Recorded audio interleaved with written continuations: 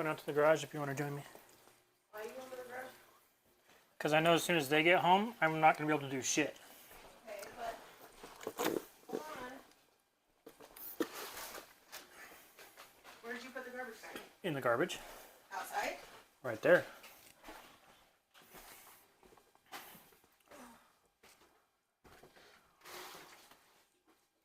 Here. Still hungry? Are you doing, like, are you making a video or anything? I'm streaming live. Okay, well, I want to watch my video, so I don't want to disturb you. Okay. If you want to hang out, you know where I'm at.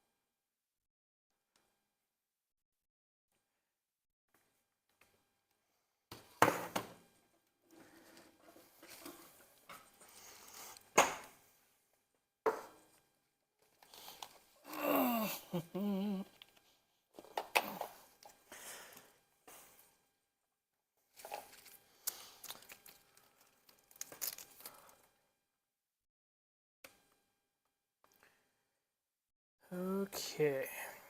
Well, got audio showing. I think I need a source for it. Image, media, audio input, capture, device, microphone, USB. I believe it's that one. Pull this one out. I don't know. We'll give it a shot. I'm not that familiar with OBS, so I don't know if it's working or not.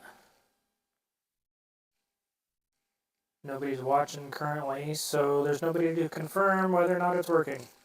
That's always good, right? Okay.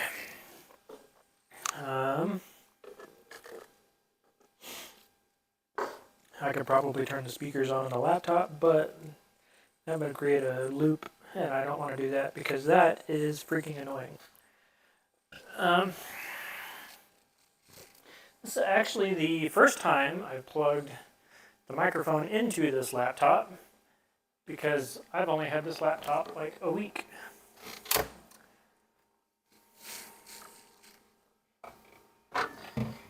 If that, even. I mean, it's not that old. So, if I set everything up correctly, you should be able to hear me, even though I'm standing over here at the refrigerator and not in front of the laptop.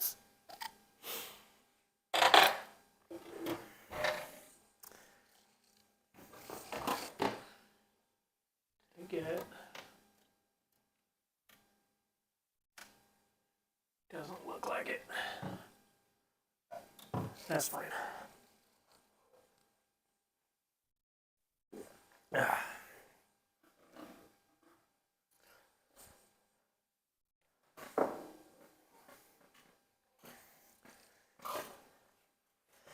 a cold beverage.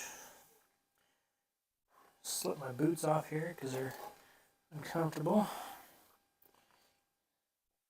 Need to replace the insoles in them.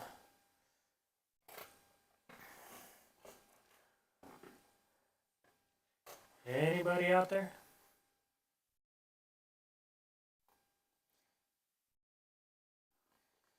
I'm going to have to go through and edit this afterwards. chop off about half an hour's worth of silence. There we go. Let's see what else is going on elsewhere. Nothing there.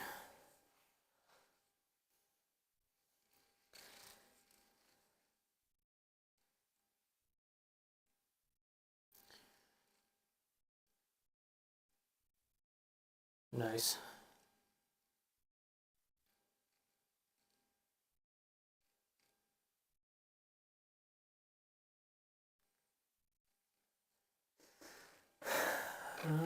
Okay.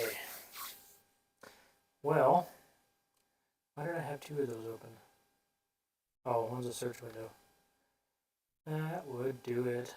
Okay. What I need to do is actually open the stream up on my phone, or set this big TV up here in front of me with the information and just run the stream on the laptop. Keep an eye on things from there. It's actually not a terrible idea. Okay, let me make some space. Still nobody present. Oh, dropping things as always.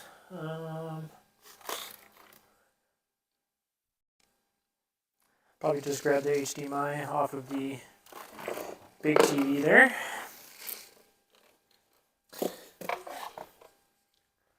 Because mine is out in my truck and I just took my boots off. I don't feel like putting it back on, to be perfectly honest with you.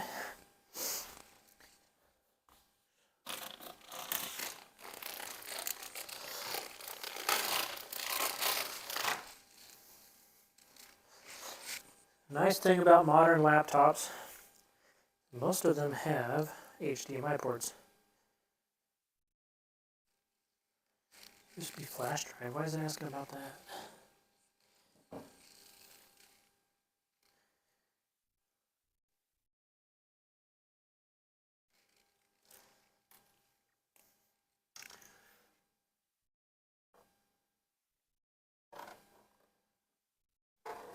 Should be on ARC. HDMI 2. Oh, that's a problem. Hi, can you hear me? Is the biggest question at the moment. Playing with the new mic, haven't tried it on OBS yet. I don't know if you can hear me or not. Ooh, almost dropped my beverage. And they disappeared.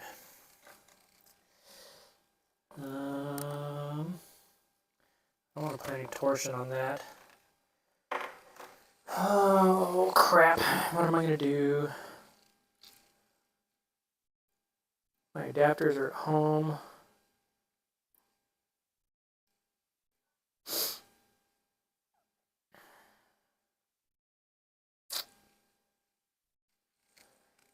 Does it pick up on the...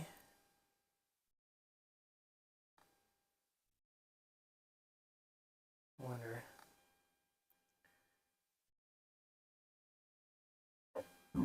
Oh, excuse me. Bluetooth, that's what I was after. USB composite.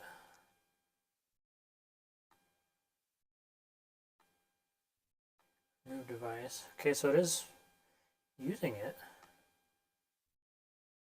Kind of neat. Unfortunately, it is right in the way of the HDMI port. So that doesn't work so well.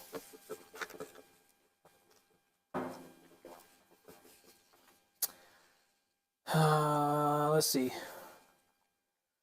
Can I don't think it'll detect it. PC screen, second screen. Display orientation, advanced. No, I don't care about that. Go away.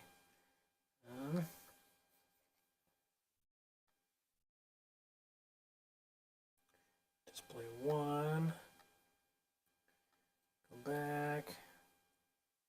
Scale. I'm not sure why the scale is so high. That's weird. Connect a wireless display. Express. What's that?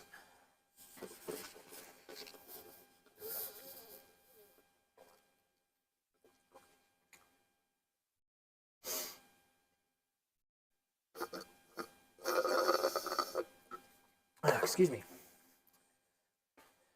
Huh. Interesting.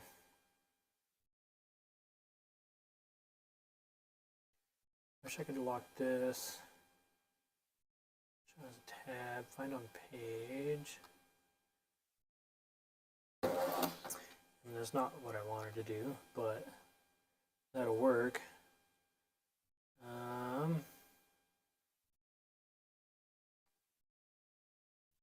You know, I let people know about this in advance. And yet, nobody shows up.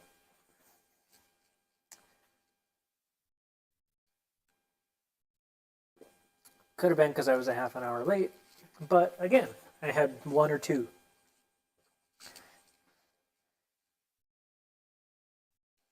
Can I undo that? Duplicate, move tab, mute.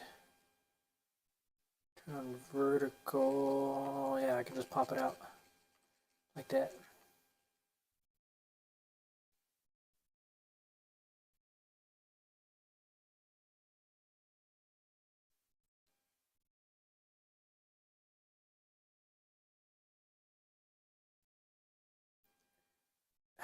Stupid thing.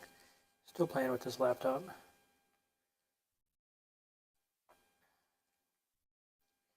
So, why even continue at this point? Nobody's watching. I can sum this up in a video. And in fact, I just might, because this has been pointless.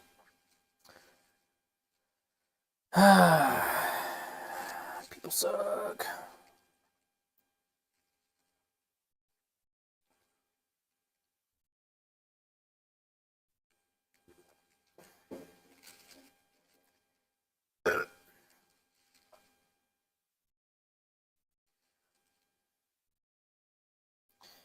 It's the same link, right?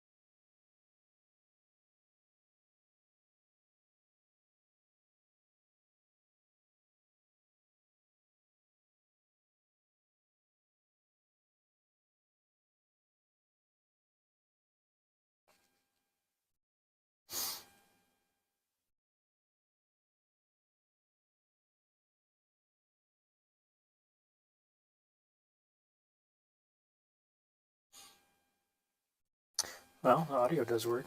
That's good.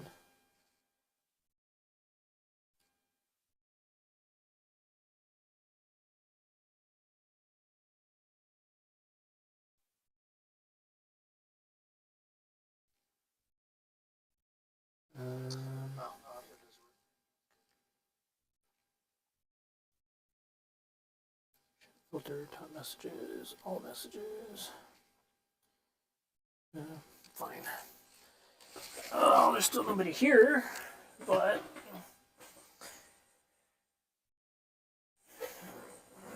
so I'm gonna mute this one.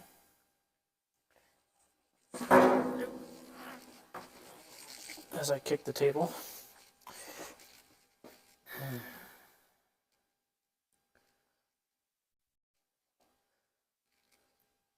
We're just sitting here.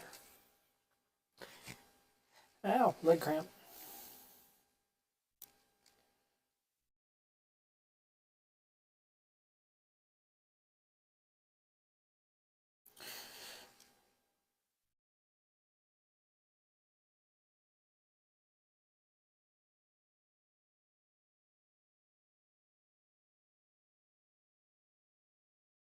There's one. I don't know if it picked up on my phone or not, but hi.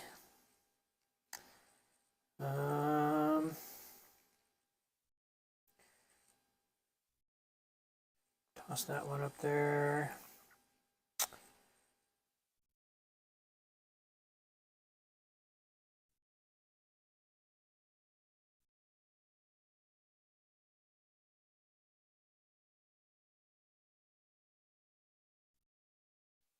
Imagine it probably is looking right at my phone.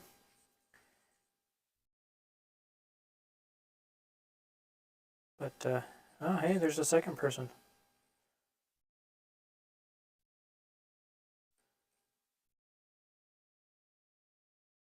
How's it going? It's awful dead in here tonight. I haven't even had the desire to get started because nobody's here. I can work in peace and get a lot done faster.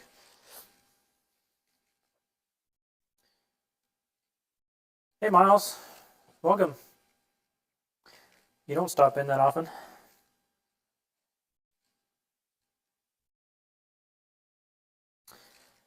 I think we're going to wait for Nate to get back and then probably start on 806X because I know you questioned it and he did as well.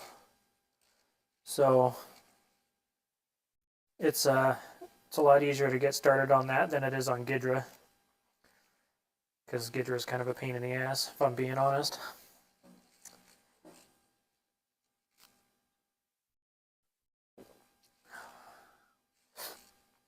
What I should do is grab the files that, crap, I can't remember his name. JSA, I think. Stuck in a drive-thru. Hey, that works. I think it was JSA that made files to run EEC files through Ghidra. I just haven't bothered setting it up yet. And I never really saw a need because SAD works just fine. It actually works better in my opinion, but what do I know? Yeah, there's two, and it's not my phone this time.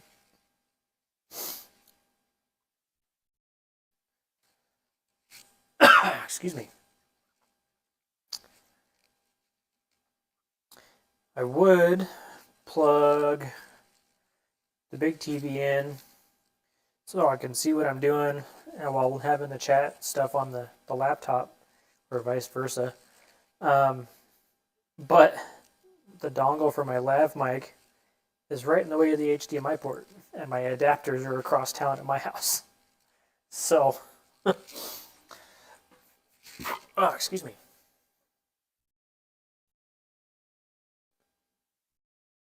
Yeah, probably not. Were they set up as a plugin or were they just files, system files?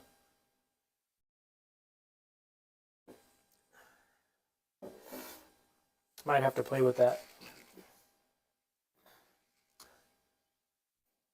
I can probably fix it, actually. I know the setup well enough.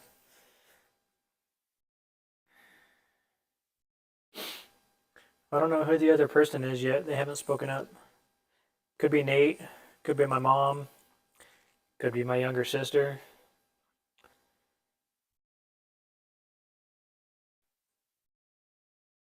My dad stopped in last time. That was kind of neat.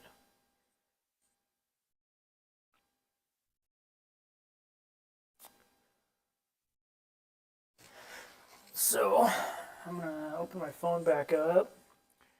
I can use it for the chat while I'm looking at...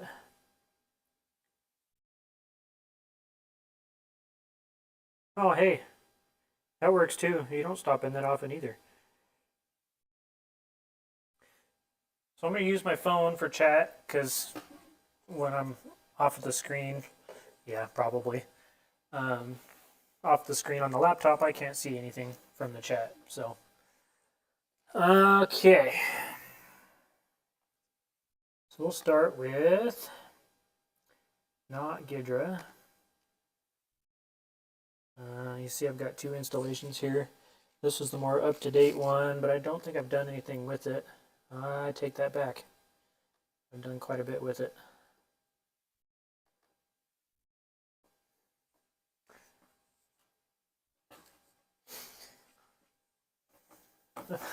Touchscreen. Bitch sometimes. You're looking the settings and see if there's a way to turn that off. Yeah, that's fair.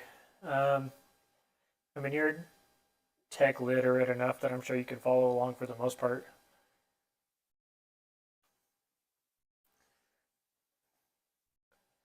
Let's close some of these windows so we're not drowning in tabs. This is my mind on the normal. Okay.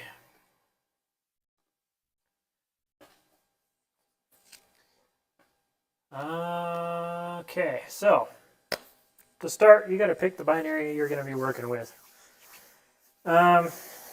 This program in particular works with EEC4 and EEC5. I know Miles already knows that. For those that don't know that, that includes Ford's fuel-injected gas engines from 1983, the end of 83, up to like 2004. There's a couple oddities mixed in there, but for the most part, that's the range that you're looking. EEC5 came about in 1995. That's when OBD2 was mandated in 96. And Ford jumped the gun. Well, not really jumped the gun, but started early with their adoption on certain platforms. I think it was the V6 Mustangs, the Rangers, the Explorers, and like the small cars got it in 95.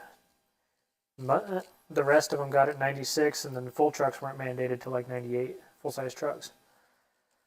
Or something like that. Emissions laws, a bunch of tread on me daddy bullshit, if you ask me. But what do I know? Okay, so I've got these 2 here. The one on the bottom is obviously not going to work. 94 T-birds. Interesting. I didn't know that. Which means the Lightning may have been as well in the later 94. Who knows? Ford did a bunch of goofy shit in the 90s. So MNC2 is actually a tri-core binary. And I think I ran it in this program just for shits and giggles. See what it would do. And it didn't crash the program, which was surprising. But this one, M0, M2, is for 1989, weird. 89 to 91 Ranger. But I have some other files here. I've got files freaking everywhere. So we got, that's a Ranger, that's a Ranger, that's a full size, that's a Mustang. Don't remember what that one's for. That one's a Ranger. All those, the ones that are shown as patched or flex, are ones that I've modified already. Tag 0 is a full size, I believe it was a 460 actually. Early fuel injected 460. 8TR up here actually is for a 4.9 liter, but I'm getting ahead of myself. So A9L2 obviously is probably the most documented binary in my collection. And this isn't the whole collection. Like I said, I've got files scattered across the hard drive. Stuff like 8SD, 8TR, 8MM are probably the least documented. DA1, I believe, was a Ranger. FLH2 is OBD2. That's for 1998 manual Ranger. LA3, if you're into Fords, you know LA3. Let's go with, is it X1L? No, that's the 4 liter. So we'll go up to this folder. Oh yeah, I remember why that's there. X0A. So this one I grabbed from a 1991 3 liter manual Ranger, and that binary there is different than X1L and M0M2. Now, through the process of disassembly, I noticed that M0M2 and X1L are really similar. Similar enough, in fact, that I could use the same file to adjust the parameters. I just played with the levels configurations, which is why I asked the writer, the author of Tuner Pro, if we can name our own levels, because that would be really nice for cases like this. They're different enough that they are in fact different, but they're the same. So, without further ado, I'll get to X0A here. You can see there's nothing going on. We're up to 3 now. Sweet. I'll play with that later. I'm sure that's an oddity, like the 126Ks, the two block binaries. Okay, so these parameters on the left here are just what this program found on its own. Things that stand out, obviously, 036 is the math transfer, which is not showing for some reason. Well, yeah, because it doesn't know the address of it, that's why. Nav transfer 8065, it wouldn't have that because it's not an 8065. 8065, for those that don't know, is the EC5 processor. Routines, you got, you know, a couple registers, a bunch of other nonsense. Most of the signatures I don't play with. Other addresses, I don't know what it puts there, to be honest with you. Stuff it can't identify usually. Registers. So these registers almost always are block pointers. And I say block as a technical term, just in reference to the way the code is laid out. So that it uses these as a pointer and then adds the address, adds some additional math to it to find an address in the data for a parameter. It'll make sense here in a minute. Reserved, you got checksum, bank size, and there's those registers again. Those you cannot change. They don't have a name. They don't have any data streaming through them. They're just used for calculations. Okay, properties. Again, I mean, there's nothing you're going to be dealing with in here, really. Output header, that's kind of nice. You can build your own complete XDF file. Tools, which that can do up here. And it can auto-generate open source files too for binary editor. Do I have one of these started? Not here. Oh, don't turn off, turd. Screen timer is trying to shut off on my phone. I'm gonna have to start one of those, or find the one I did start. So, just a general rundown real quick of what that is. Now we get to the fun part. You hit the disassemble button. So what this is going to do is it runs through the code as if it's running on an engine in a chassis, and it's identifying what goes where, what talks to what gets added to, I mean, you get the idea. So now you see there are more parameters here, whole bunch of subroutines. So you got calibration init, the beginning of the binary there at 2000, starting checks, so you checks it to make sure the binary is valid. The math adds up. If it doesn't add up, the ECU will not start. Found that out the hard way. It's always fun when that happens.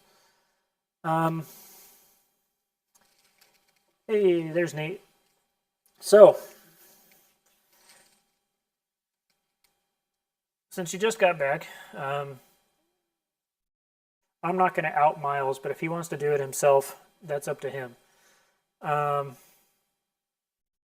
Just giving a rundown of how SAD 806X runs and what happens before and after you hit the disassembly button. You haven't missed much. So, still have the same. You got your interrupts, which I don't remember adding those there. That's kind of neat.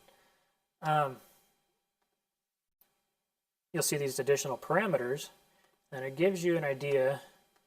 Let's just go to this one here, which you can see those ones are actually the same. Those are a different address.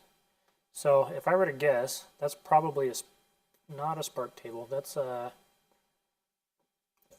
5 and 10. That's small. That's probably a O2 sensor bias table. Yeah, I don't know what's up with that binary and why it gives you so much hell, because you've yet to share it till now. So 79. I should turn the AC on in here. It's getting warm. Hard cider is not helping that. So after disassembly, you can output to a text file, which I usually do. Then we'll go to your folder here, which, did it dump it here or did it dump it with the binary? I think it's with the binary. Oops.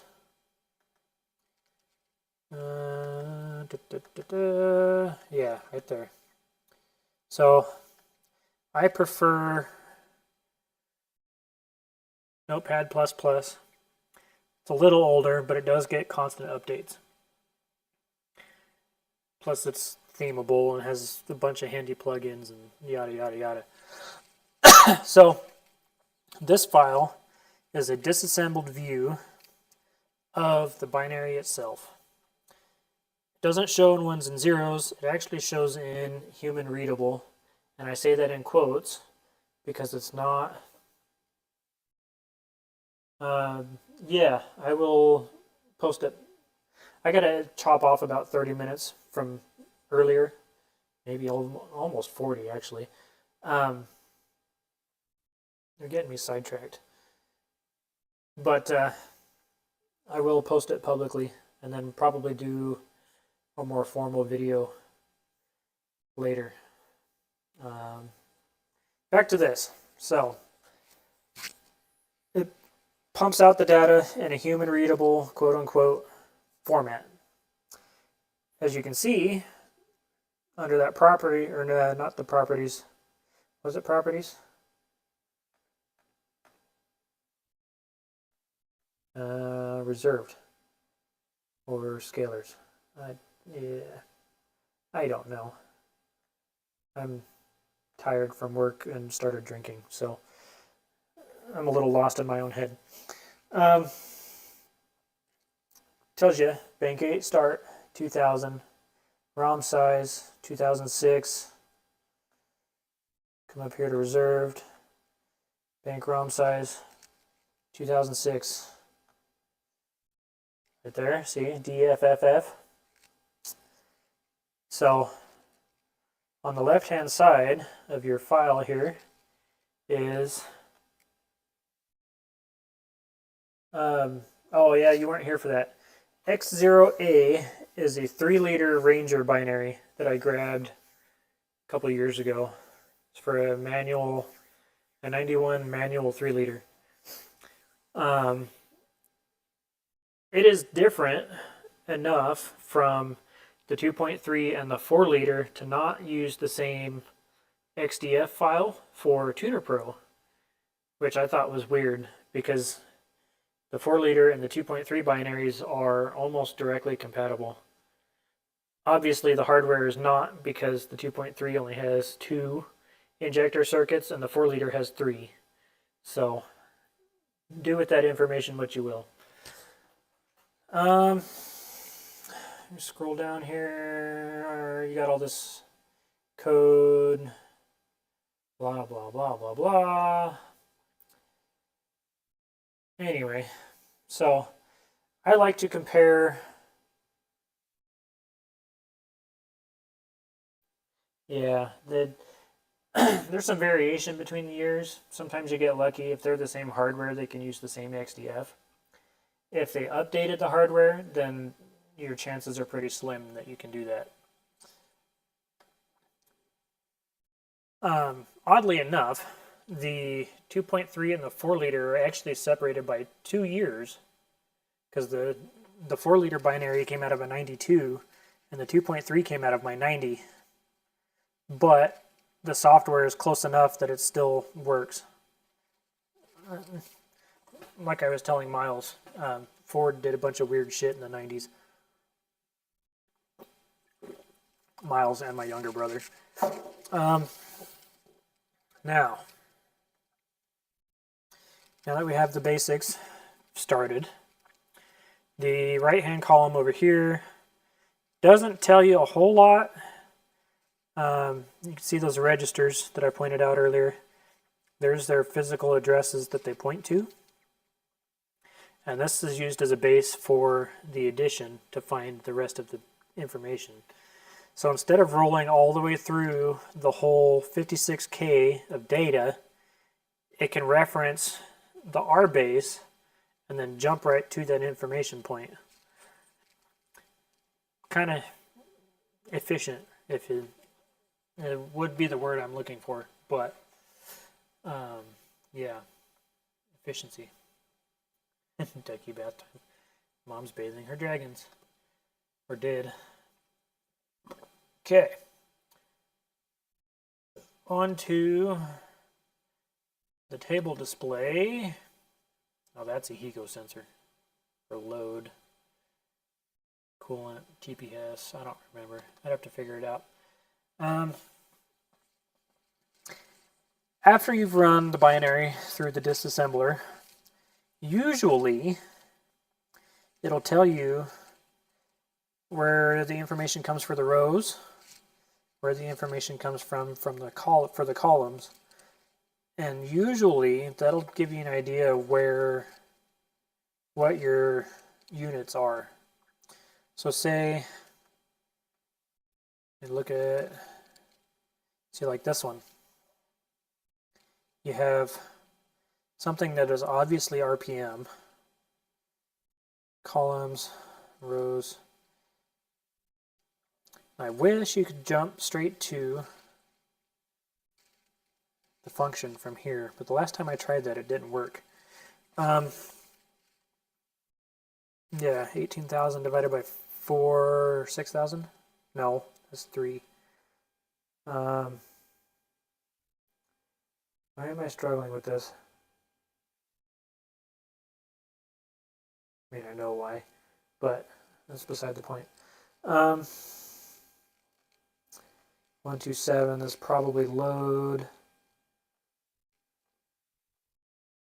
See if I can find. Yeah, that might be RPM, in fact. 22,000, 5,000. No, that's probably your cold start timer there. Let's see.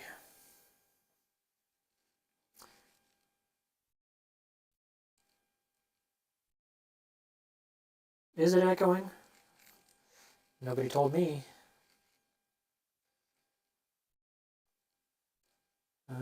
Input capture mic audio.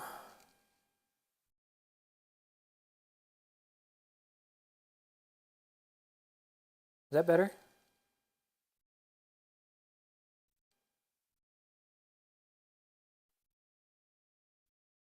I'm not well versed in OBS, if I'm being honest with you.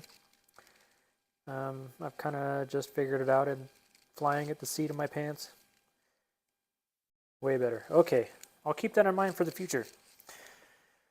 Where was I? Oh yes. So just by looking at this one, based on experience, this one is probably like a cold start table or a transient table. Just on my end. Yeah, if there's any issues, please speak up. Like I said, I'm not super well versed in OBS. Yeah, that's what I did. I'm actually using my lapel mic plugged into the USB-C port on my new laptop, so that's kind of cool. Downside is it blocks the HDMI port, so I only have the one display at the moment.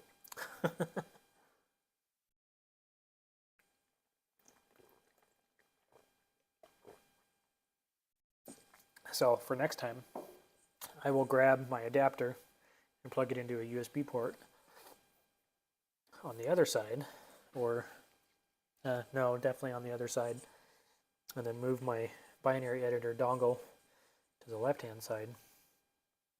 So, can I go to related scalars? I cannot. I need to talk to the author and see if we can get that added in, because that would be really nice. So, this program,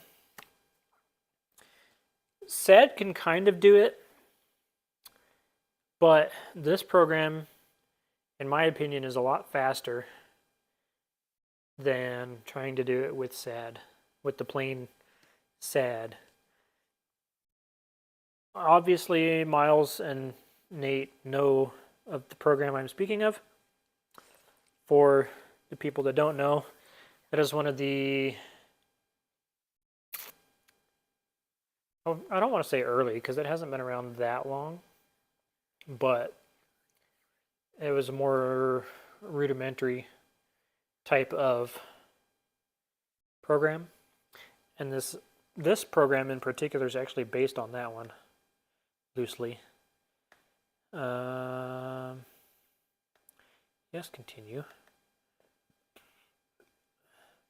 That one looks like a timing table of some sort.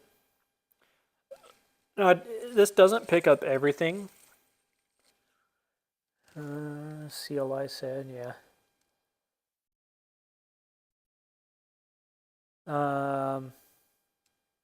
Oh, yeah.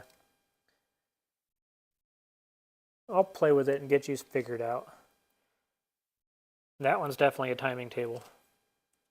I can tell you that just by looking at it. Which means that's probably a timing retard table.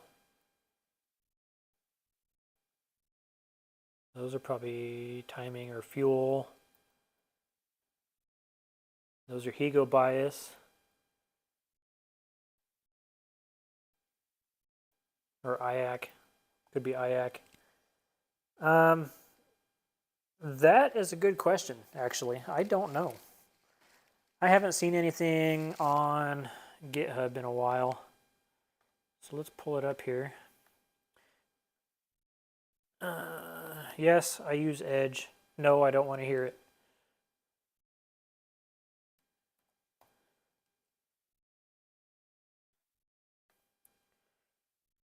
If they're last week.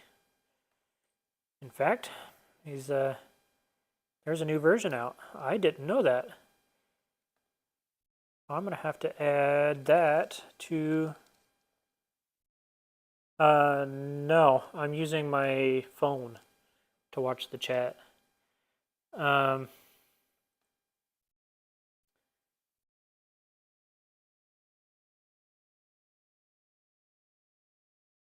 Yeah, I'm gonna have to give 412 a rip. Add this to OpenEEC, get that caught up.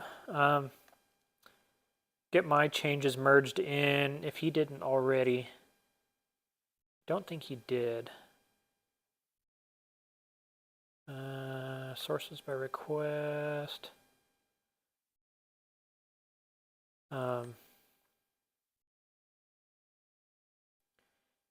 Source main. Yeah, it doesn't look like it. I actually got it compiling within the Android ecosystem and almost had it functioning. But then I went up to a newer version of Android and it broke some shit. But I need to revisit that and see if I can figure it out. So, yeah, to answer your question, yes, TVR Fan is still developing it. I'm impressed, to be honest with you, quite frankly. I was not expecting that. So we'll go up here to... I'll do it off camera, but if I can remember how to type. TVR Fan.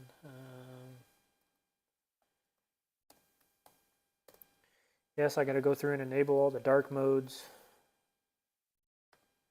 because new laptop issues.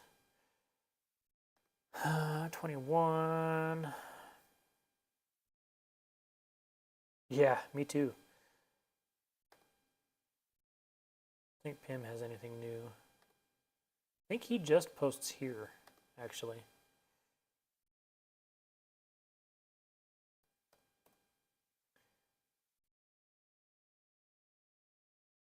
Users, Pierre. Smart dude. If you don't know him and you're into this kind of thing, he'd be a good friend to have.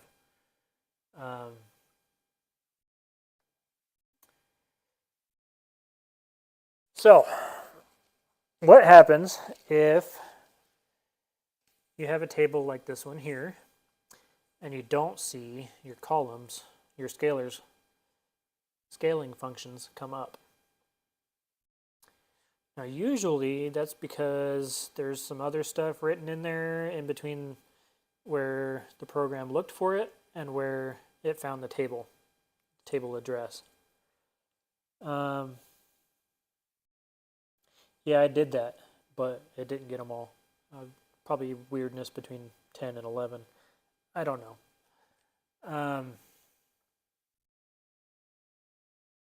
Yeah, I had to reinstall a bunch of programs too. So look up here at this address in the upper right hand corner. So this first block just to the left of that tells you which block of code the table is in, and the 9B14 upper right box tells you where to look for said table. Oh, excuse me.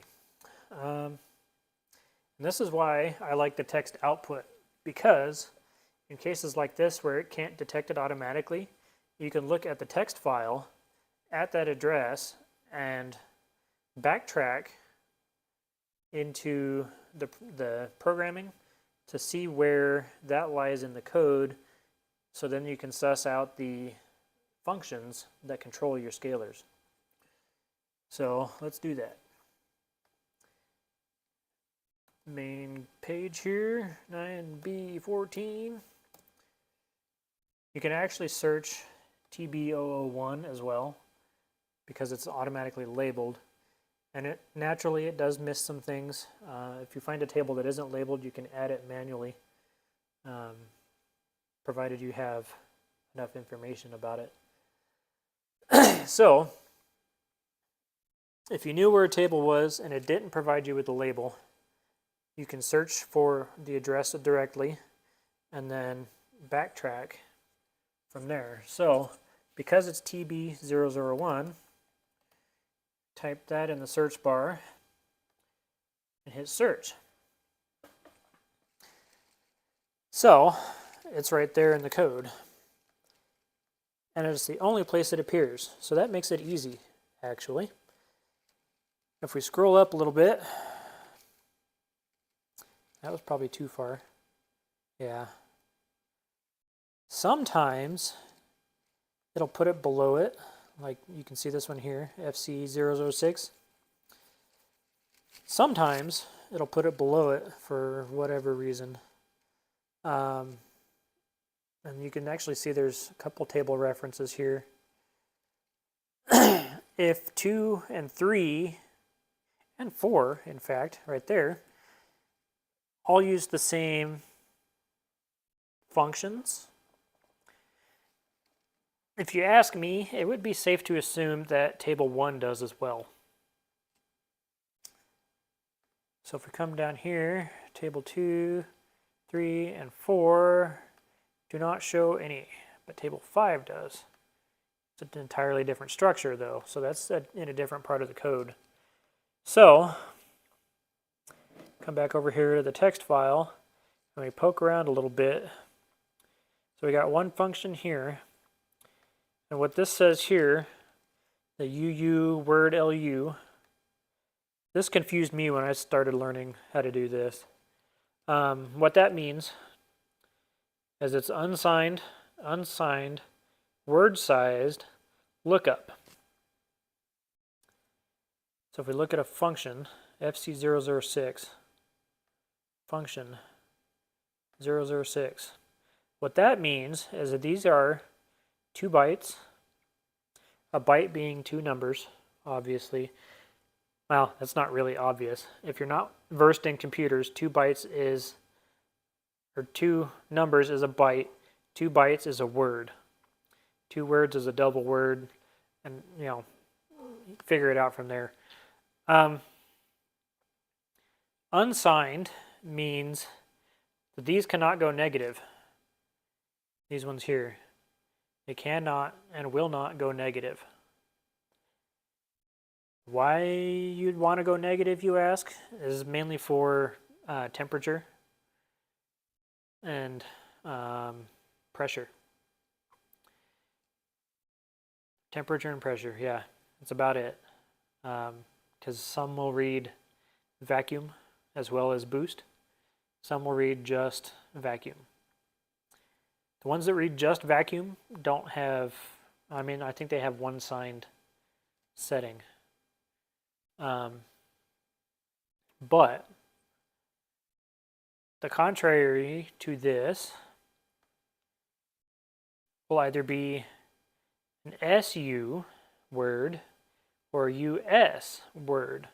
And what that means is that if the first one is an S, it means the first column can go negative, but the second column can't. And vice versa.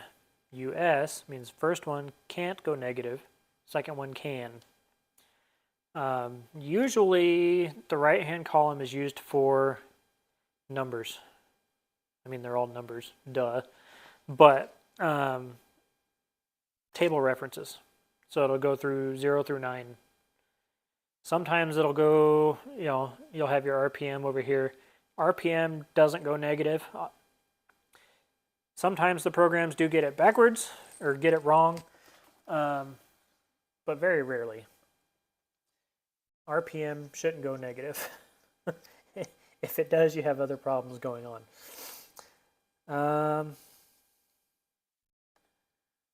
Not that window. So, if I were to guess, educated guess here, there's only one function in this whole table, or whole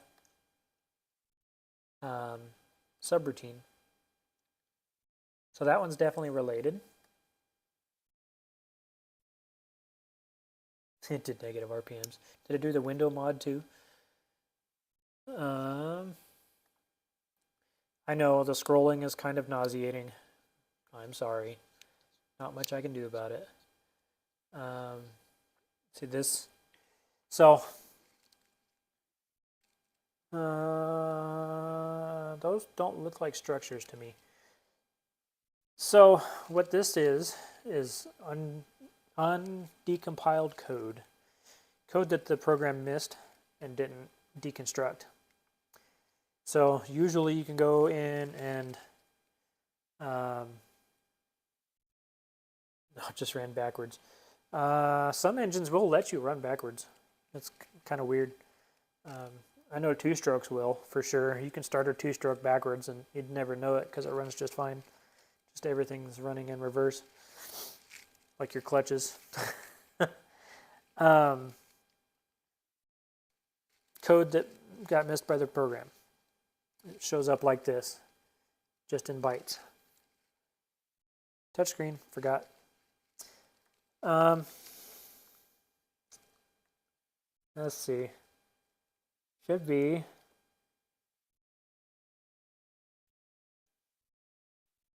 that same token.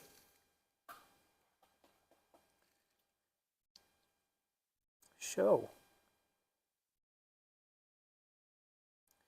Another moderator. There is no other moderator. I am the moderator. Stupid thing. Yeah, YouTube tripped up because you said fuck. Or typed out fuck. I don't really care. I'm not monetized. On the subject of code, while we're looking for this function, these R's, R3, right there, RA, those are RAM addresses. Whether or not they are true registers used for just scratch data or actual data points that you can log through the through a data logging interface is up to you to figure out. If I were to guess, based on the number of binaries I've disassembled, A8 is probably RPM or ECT, engine coolant temperature. So what this is saying is if the coolant temperature is over SC486, which is a value scalar, that's a static point in memory, jump to 87A1, which is down here. That's A4, but you get the point. 484 is telling it to do the same thing. But that is, I mean, yeah, it's, you can follow it along. I mean, it's obvious when you understand it, but it's not so obvious when you're new or unfamiliar. Sometimes RAM addresses that it recognizes that you can data log show up in brackets like that. They don't have the SC prefix. They don't have the function prefix. They don't have the table prefix. It's just brackets. Usually, if it's like this one, A8, somewhere in here, A8 is in a bracket sometimes. Or there's an equivalent. It kind of overwrites A8 with this address here.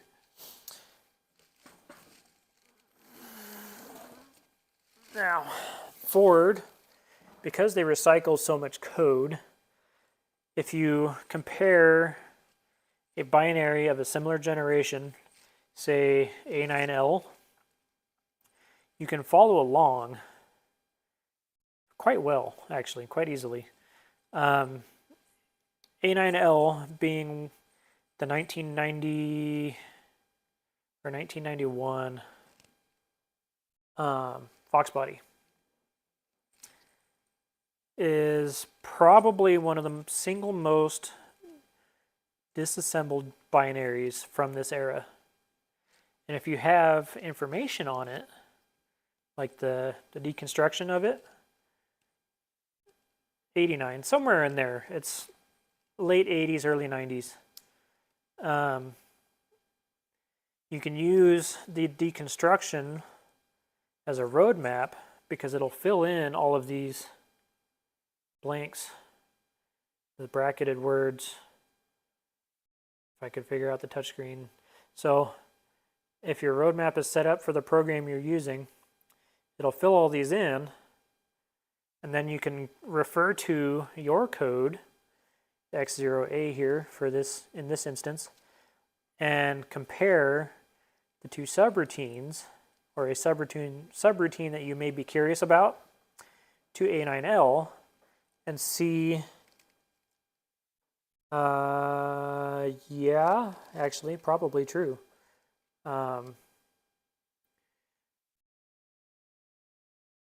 Yeah, because nobody was tuning Rangers or T-Birds or, well, T-Birds, but Rangers or some of the bigger Foxes. Pickups. Fucking nobody was tuning their first gen Lightning.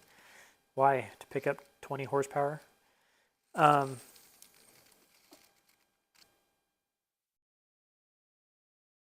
Yeah, probably. That has a lot to do with it. Before most of our times, like Miles said, somebody somewhere in Ford's chain of command let some construction documents leak. And I imagine there was probably a copy of the source code laying around somewhere that got out and hasn't surfaced on the internet yet. So they used those documents to create deconstructions of that binary. Damn it, excuse me. And then those of us that can follow code used that deconstruction to deconstruct their own, and then it kind of just snowballs from there. That's kind of what this function here does. The database. So what Pierre was trying to do is create a database. Assembly manuals, yeah. Was that hardware or was that code? Because between myself, Miles, and JSA, and a couple other guys, I think we have most of the documentation that's out there.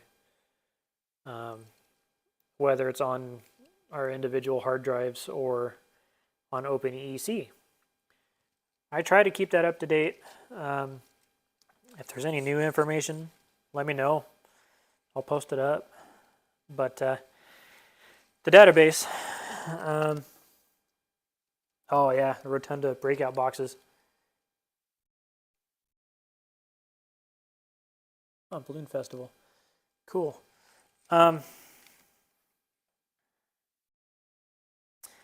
So the database allows users like myself and those of you that are probably going to do this to add a known structure, subroutine, into a database that you can share or use on your own code later in order to identify yeah, hand assembly code, yep.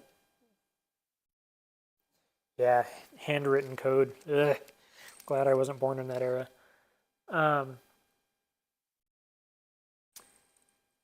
And you know, you can synchronize it between your files. Yeah. And it'll auto name and autofill basically everything that you're probably going to search out anyway. So board families, EFI SD2X. There's like 2.1, there's 2.5, there's 2.4 for sure. I think there's a 2.8. I've seen 2.6 in the wild. They're all similar boards, but the code's slightly different. The database, if it's filled out enough, could probably autofill most of those. I haven't tried personally, and I did start a database, but I forgot where I put it. Yeah.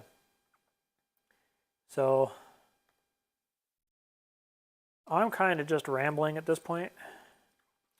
If it's all right with you guys, I think you guys get the gist. If you have a specific question, let me know, and I will see if I know the answer. If not, and we're all good here on this program, then I'll switch to Ghidra, and we'll go have some fun with a newer chunk of code. While you guys are deciding that, I'm going to grab another drink.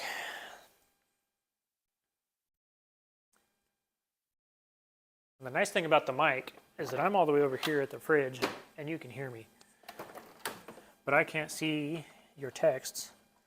So if you're saying anything, I don't know. I couldn't tell you until I get back. Oh, my gimbal isn't here. I thought I left it in here. Okay.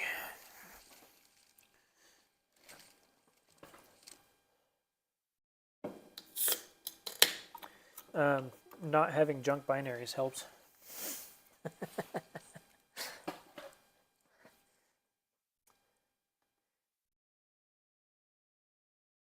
Yeah, you keep talking about that. You can save this, and it'll if you change a name of something,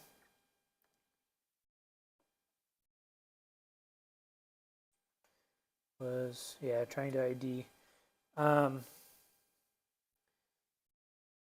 Like I was saying, IDing things, I usually compare to A9L. I have M0, M2 broken out fairly well. So if I don't see it in A9L, I'll pull up M0, M2 and see if I have it identified in there from somewhere. I can usually backtrack from Tuner Pro, if it's been identified in Tuner Pro, that is, and figure out, yeah, as a beginner it's difficult. Usually, so nobody mentioned this to me when I first started it, when I started this. The Ranger, because it only has 2 pip signals, you divide the timing tables by 2. If you divide it by 4, like A9L says, the timing goes wacky and nothing lines up, nothing makes sense. If you divide it by 2 and you look at the data log, it tracks with the tables. So I would look at, disassembled. Yeah, you got to know what you're looking at there. It can be a pain in the ass. It's even an even bigger pain in the ass on the tricore, believe me. So if you look at your pip signals, which is usually identified, you can compare your data logged timing, if your data logging is set up, with your timing tables and see how far off you are to see if you have the calculation done correctly. This one being a V6, I imagine it probably has 3 pip signals.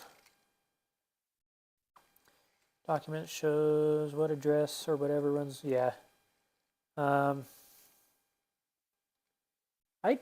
don't know, not that I've found. That's usually what we're trying to do here.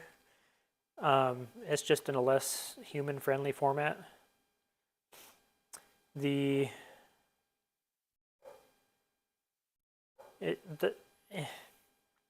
injector drivers on EEC, on EEC4 at least, is really just a transistor. It pulls it low, it fires the high side, and you get a voltage pulse out of the, well no, it actually goes high. So you get a ground signal out of the ECU, and it grounds the injector. Because an injector is just a solenoid. Same with the evap purge, same with the EGR valve. They're all just solenoids. On, off. Well, pulse width. CEL stuff I haven't really looked into yet. I haven't really bothered. Injector driver output or RPM input usually. You know why that is? It's easier to sink power through a ground than it is through a 12-volt line. So high side switching, like GM loves to do, can be kind of a pain in the ass. And as you get a lot of heat and you get a lot of static buildup, switching through the ground, you get less heat. And I think not heat buildup, but static buildup and eddy currents are probably similar. Not eddy currents because it's not a transformer, but yeah, and the N channel FETs are usually faster, lower voltage, less heat to deal with. Usually are slower. Yeah. It's 9 o'clock at night, and I'm 2 drinks in, so may get data crossed here and there.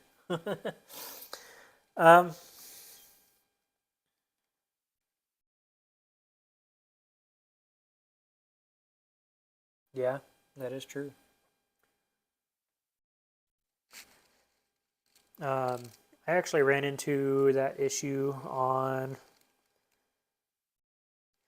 I built a plug and play Mega Squirt for, I think it was a 93, 94 pickup, GM. Yeah, and usually they fail on, and well, most transistors fail on instead of off. But I ran into the switching issue doing a plug and play standalone for a 93, 94 TBI GMC. Plugged it in, made sure everything was happy. Couldn't figure out why it wouldn't start. Didn't have anything to the pump relay. The ECU relay kept kicking just fine, but the pump relay wouldn't trigger. Found out GM uses the 12-volt relay signal, a hot lead. And the Mega Squirt does not put out 12 volts on their pump signal. They pull it low as a ground signal. So, we were just creating a path, well, not, was it? Yeah, I think I had to, yeah, because most others use a ground signal. So I had to hot wire the relay with a power wire for the ECU to pull it low to trigger the fuel relay to get this truck started. And I told the guy, if you ever run the factory ECU you'll have to switch this back to the factory wire, and I left the tail in the fuse box, so all he had to do is, you know, pull the fuse box up, unplug the wire I added, plug his wire in, and everything was happy. So yeah, that was a fun challenge to solve. Let me look down here, see if you got that to me. T-Bird Bin. Why are you sending it there? You could send it to me directly, you know.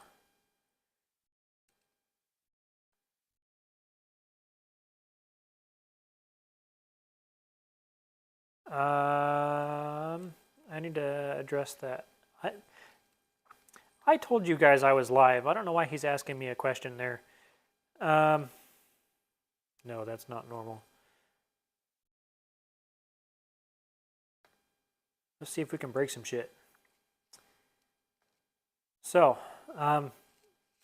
before we got off on this tangent, if you update something over here with a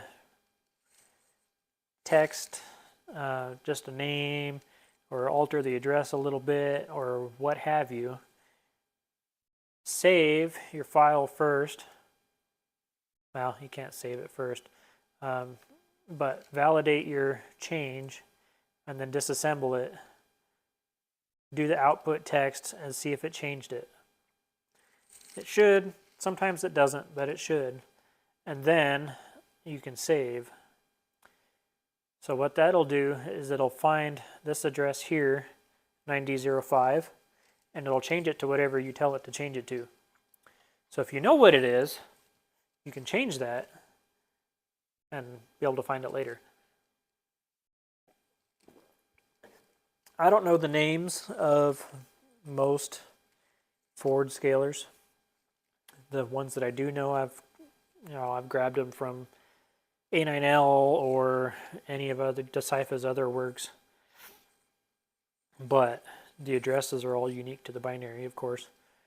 So after you've saved it, you can change it up. And we'll grab Nate's binary here. Well, I can confirm that that does happen. Interesting. I don't think there's an error log.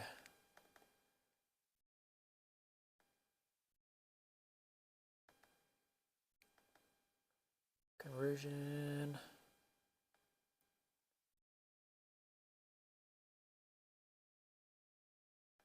Doesn't look like it.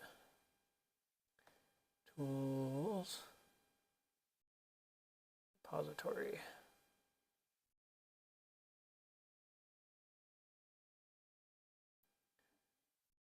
Well, yeah, no error log. So let's do that. Yeah, something tells me this binary is corrupted. Spit the error out. Yeah, file's not saved. Okay. Let's use 401. Why not?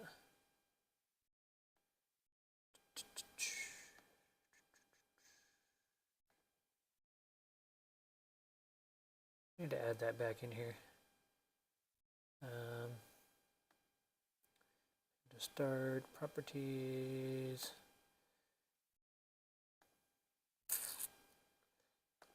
I'll just do this.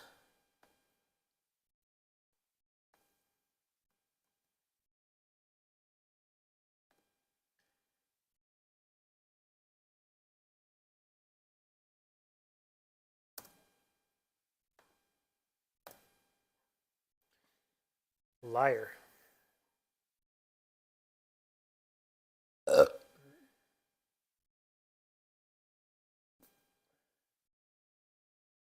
Oh, yeah, because we're trying to go to a file, not a folder.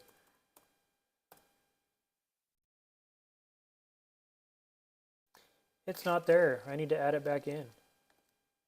Turd. Yeah, see?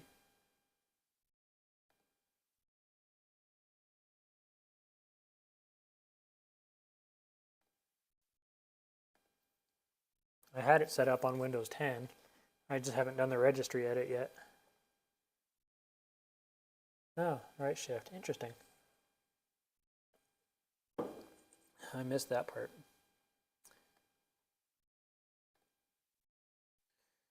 Right shift. Open terminal.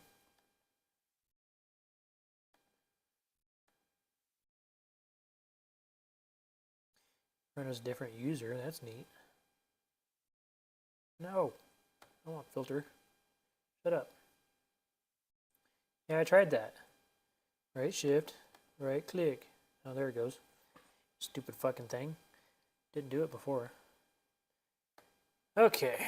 What I need to do is grab that file.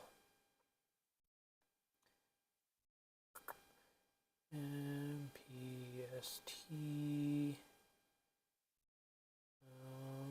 Oh, I'm in documents. Duh. Cut. Like I said, a bunch of files. Here's some other ones I haven't put in yet. So what I'm going to do is change the name of that.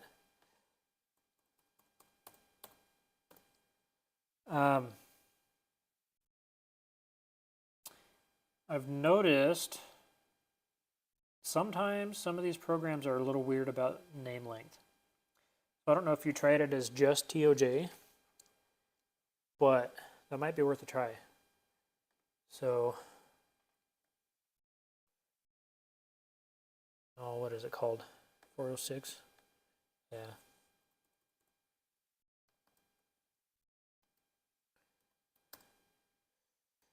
TOJ. File not found. Oh, what's that command? Used it the other day.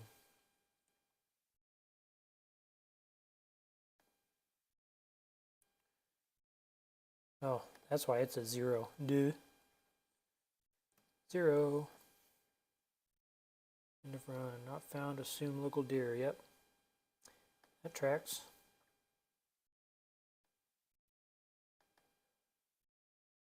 Notepad++. No. Turn the screen on. I don't know what error you were talking about.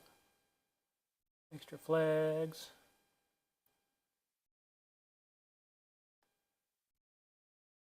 That all looks normal to me. So, we'll go back to 806X.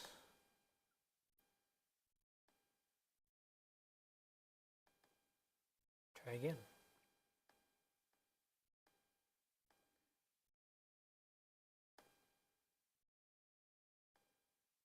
I need to figure out how to stop it from adding files over there. Yeah. The file itself seems to work fine. What folder was I? Yeah, that one.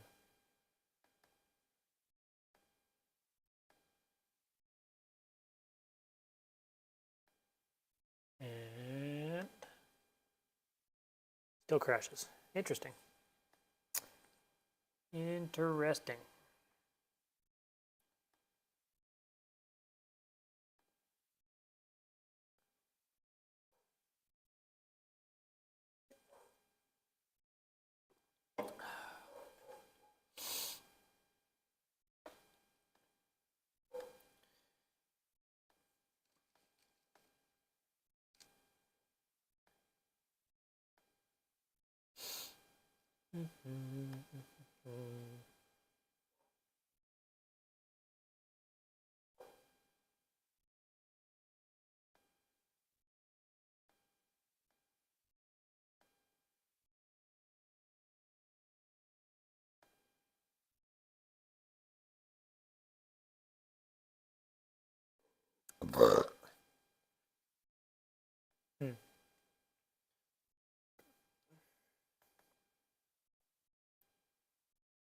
exe. Oh, maybe that's why. I have the release version, not the source code. I mean, obviously I have the source code, but I don't have the source code installed. Resources yet. Properties, manual. And there's the manual. So yeah, can confirm it crashes on that binary, but said proper works fine.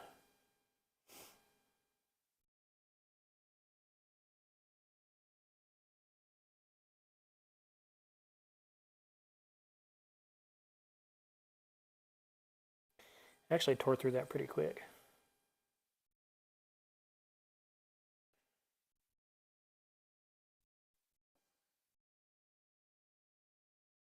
Maybe. I've done just raw binaries before, and it does just fine. I'm not sure why it doesn't like this one.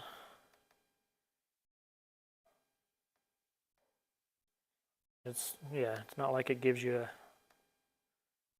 a import.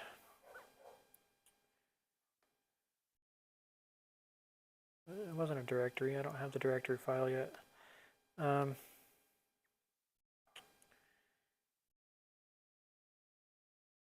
Set for there's the comment file.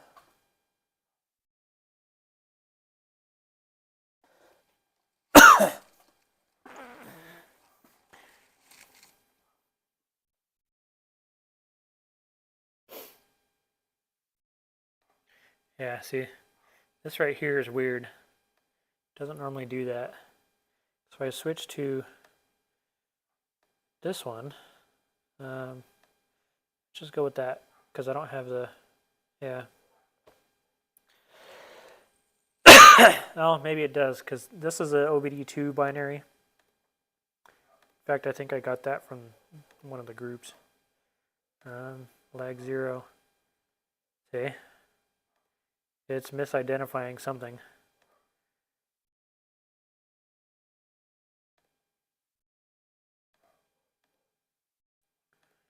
My guess is something is corrupt.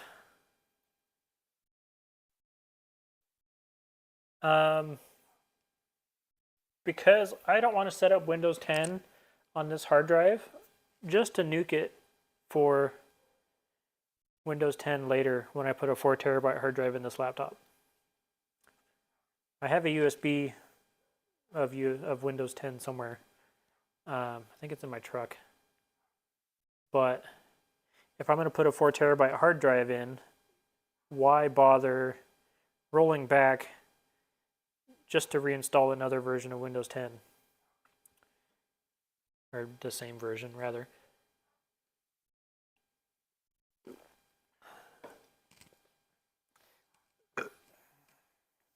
Well, no shit.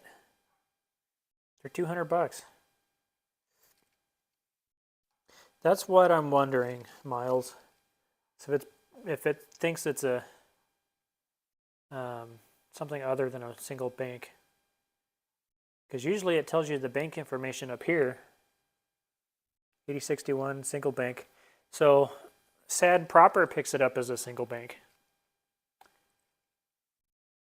And this all looks normal to me. So you got your ROM size there. You got your checksums, or start and end, I think. Checksums. Interrupts. Start of binary. So I don't know. And actually, Nate, this laptop only has an NVMe. The space that would normally be for the hard drive, a conventional hard drive, is taken up by the battery, and I would rather have battery life over storage.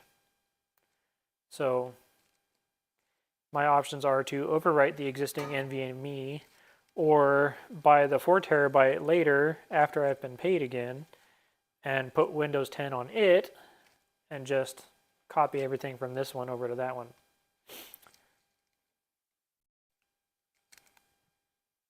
Does that make sense? I think we're at a standstill on this program for now. Not sure what's going on up there. That's a new one for me. Can't say I've ever seen that. I don't know what the fuck's going on there. Weird. So, on to Ghidra, I think. Ghidra is a lot more complex to set up. By a lot.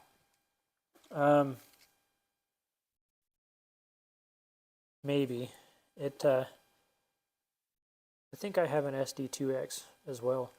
That maybe, Miles, it may be a little extra, a little bit larger than it's supposed to be. Excuse me. So it's picking up as a second bank. And this program isn't smart enough to figure it out. I don't know. Being an SD2, I imagine it's probably supposed to be like a 38K and not a 56. We can actually look. I have a couple.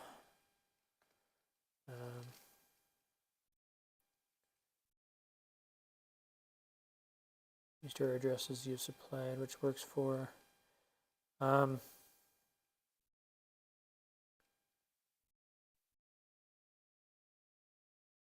Oh, crap. I don't remember. Actually, if I'm being honest with you.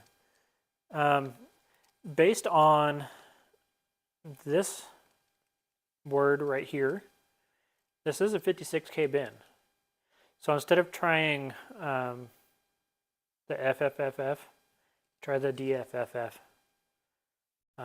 It'll probably bitch at you because it likes 56K. Sometimes you'll get 64K. Yeah, there's a lot of dead space, actually. This one, yeah, up to FFFF. Okay. Down here in this empty space that isn't subject to checksums is where I would put the data logging code. So you change 1 byte in the checksummed area and you get more code. Okay, I've already got Ghidra open here, but what I'm going to do, I don't want to show, we use the Ghidra that's already open because I don't want to show everything else that's in that folder. So what we're going to do is start a new project.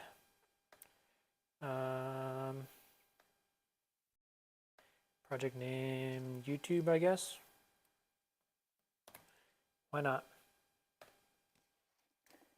Yes, yes, yes. Stupid bitch. Oh, excuse me. So, when you open Ghidra for the first time, this is probably what you're going to be met with. And to the unfamiliar, this makes no fucking sense whatsoever. Oh, it's just Miles and Nate here now. Where do you go from here? Is often the question. Nobody seems to want to answer. So, through trial and error and a little bit of help from some buddies that you two know, but used to use Ghidra. Yeah, so you know your way around it.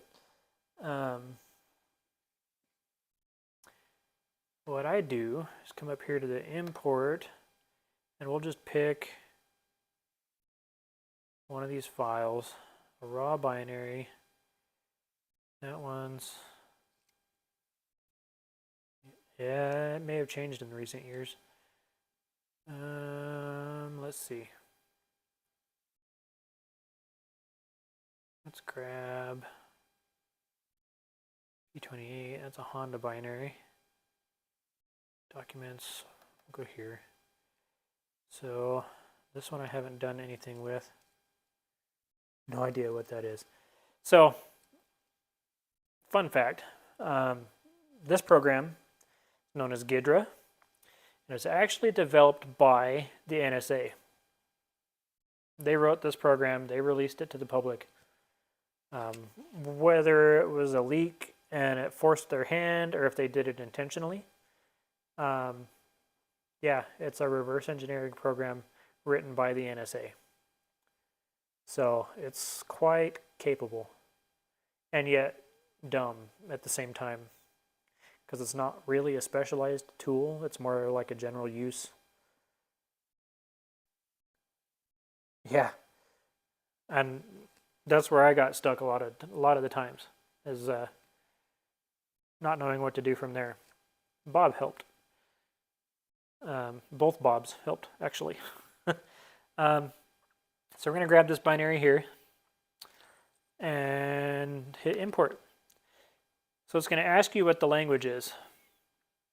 This one, being a Ford binary, FR is probably a 15, 16, so it's definitely a tri-core. Probably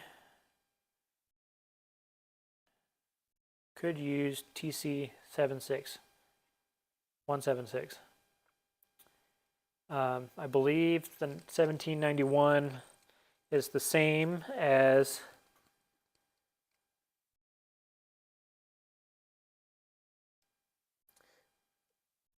that's a good point, Miles. That may be. I mean, they do some wacky shit.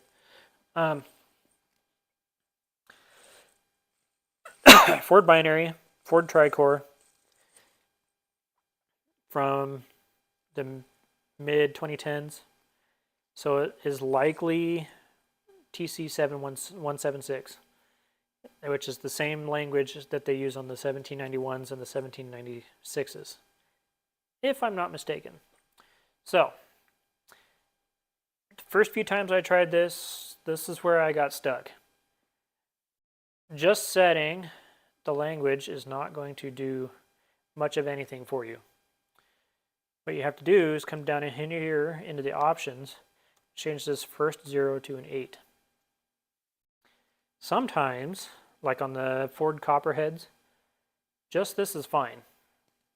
On the tri-cores, you usually have to come 3 zeros over and hit 2 as well. Try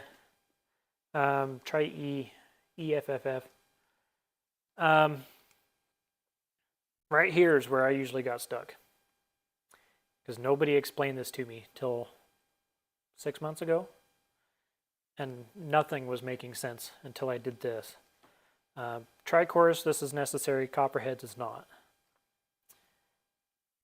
So we hit OK and OK. That all looks normal to me, anyway. Hit OK, and it's going to launch. You're going to want to click the Dragon Head code browser. Oh, sorry. Double click on the binary. So what it's going to do is analyze it for the first time and start labeling things.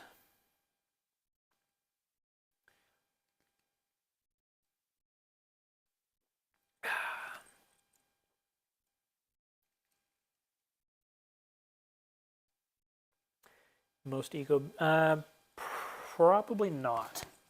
This one I think is from a 2015. I know they changed the number a few times. Or are you talking the hardware number? If that's the case, then yes. A lot of them are 1796 or 1767 in the early years. And then in 15 they switched to the 1791. Why they went down in numbers, I'll never know. But they're similar but not the same. I think they have 8 megabytes of storage instead of 4. So they can fit more code in them. So, if you look down in the right-hand corner, you may have saw the blue bar. The blue bar shows your analysis status and how long it's going to take. The more code you develop, the longer that's going to run in the bottom corner. Oh, yeah. Yep, go with the TC176X. Because the language is the same, but the hardware differs slightly. It's really the only difference. At least that's the way the Bobs explained it to me. Because the 60 series has 1 megabyte of storage, whereas the 90 series has 4, or the 97 does anyway. Yeah, 2016 should be a 1797. At least it is on the RS. As for the ST, I don't know. I would look. Usually you can figure it out.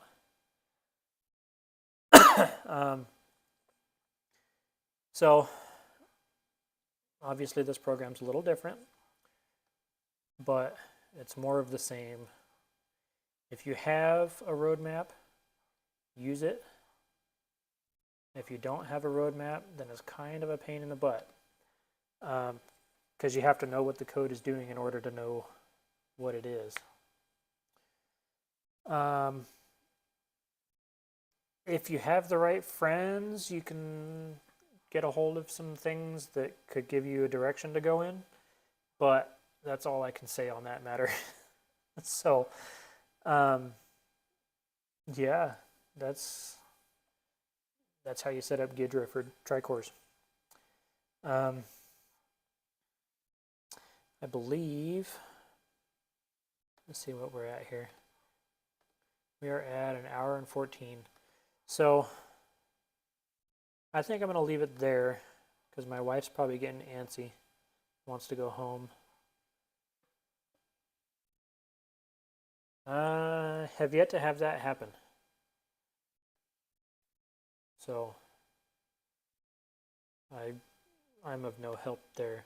I imagine Ghidra could probably give you a lot better logs than the EEC programs can.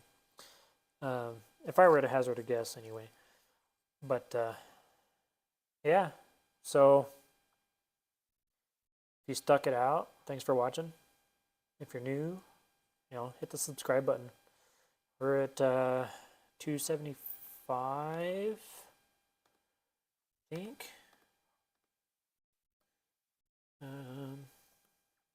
It was 276 earlier, but YouTube does dumb things. Yeah, 275. So, if you're new, hit the subscribe button. I see there's 2 likes. That could be. That be used to add user-defined parameters. Yes, I believe so. The problem is, Tricore is kind of bitchy when it comes to checksums. Like, the EECs are nice because they only have, 1 or 4. Tricores have like 16. And if one of those is wrong, then the ECU doesn't boot and you're dead in the water. Ask me how I know. Thankfully, Forescan beta can flash ECUs, so I can restore my truck to, basically stock with Forescan, and then put my tune back on it, or the tune before it without the checksum problem. As far as adding code, I haven't tried it with Ghidra, but I've poked around in the settings, and I want to say yes, it can. I'll get to that question.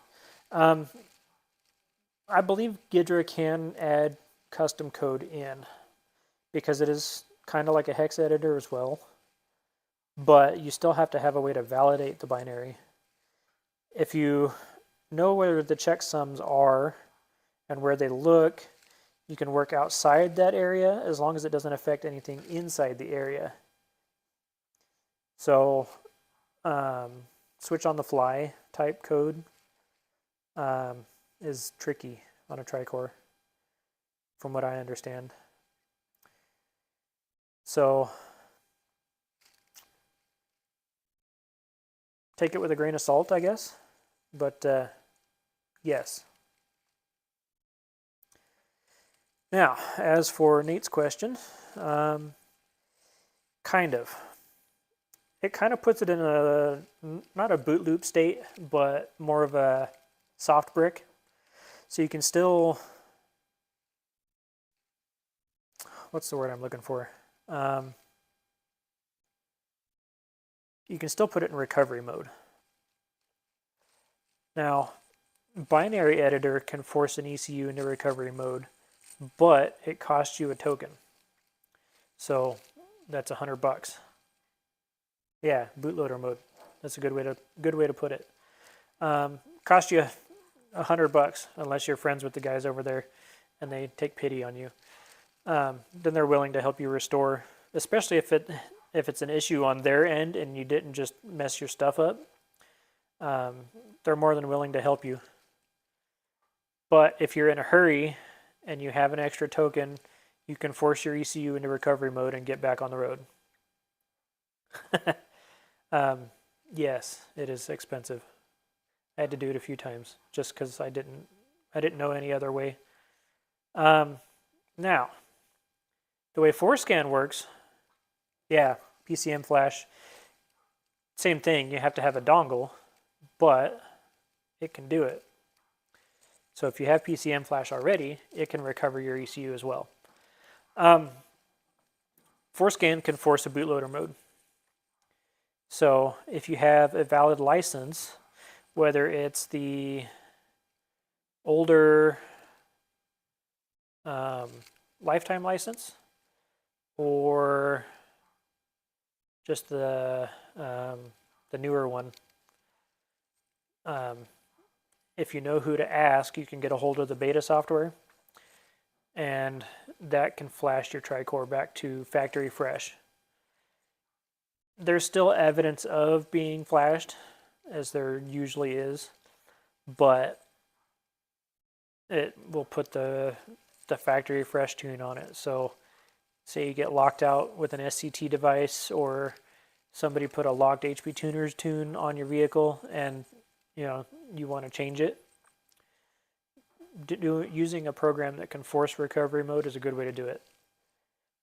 But if you have hardware changes that necessitate a tune,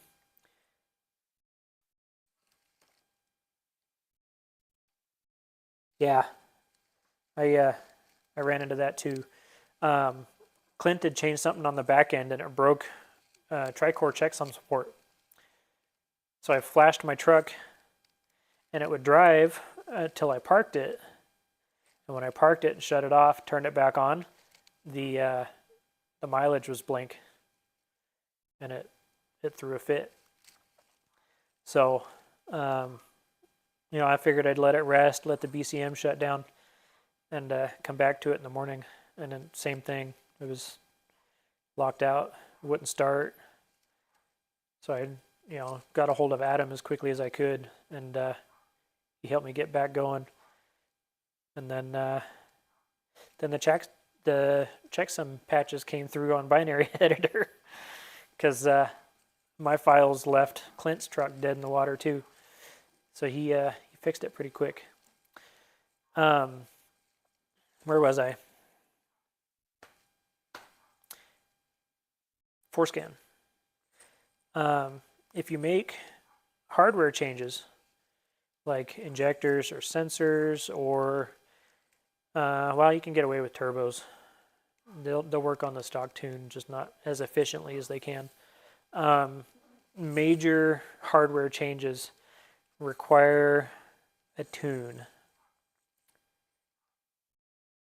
If you have the tune with you and it's not locked, yeah, it's pretty handy. No, not like all zeros. No, like it was dashed lines. Like the BCM wasn't talking to the ECU. Not a great feeling when you experience that the first time.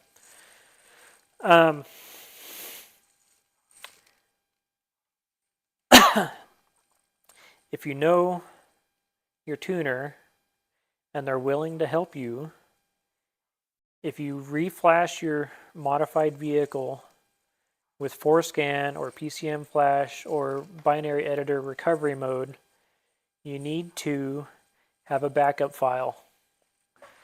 How to, I'm moving my mouse trying to use it for UDP. I'll probably do that in the more comprehensive full-length video instead of just BSing here on chat. I should probably write that down actually, because I'm going to forget it. If you're in my Discord or the other Discord, you know which one I'm talking about if you do.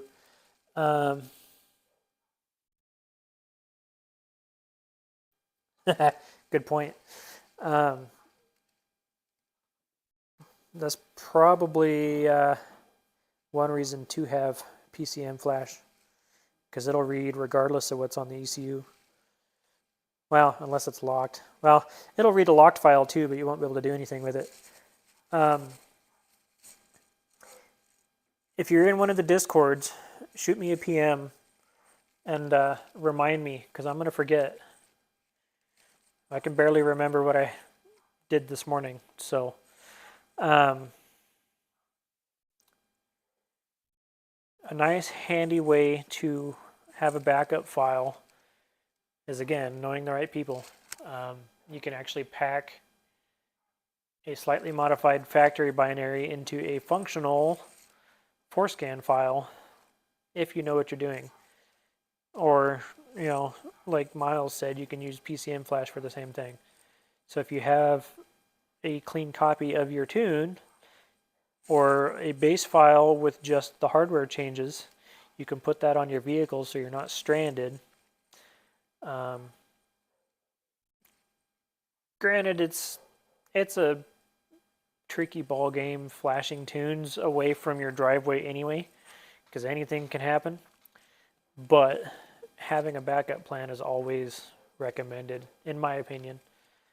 Even if it's HP tuners or SCT or, carry a spare ECV, IV. That's not a bad idea, especially since the caps blow on those these days. And they could blow at any time. A lot of guys will keep a TFI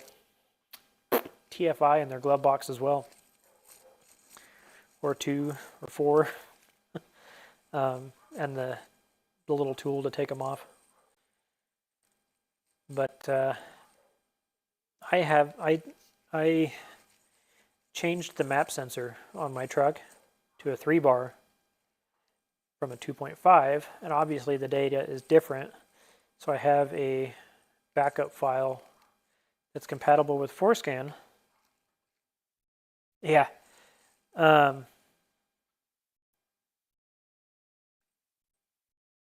Getting them can be difficult. Yes, it can. I haven't tried yet because their website still says they're down. Forescan is an excellent alternative because it gives you other features as well. Downside is you have to have a VBF, a functional VBF.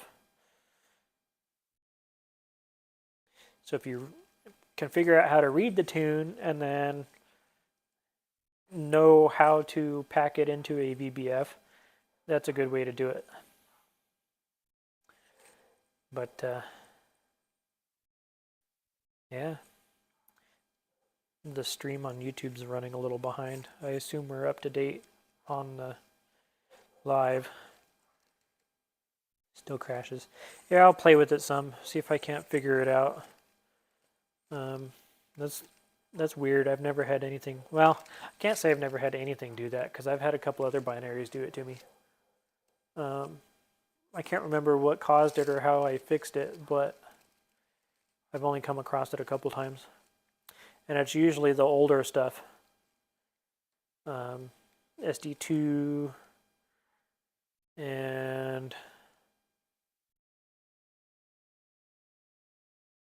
can't remember if I have anything before SD2. But yeah.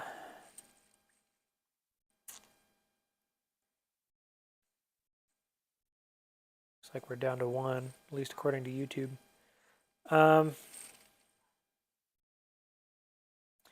I can't think of anything.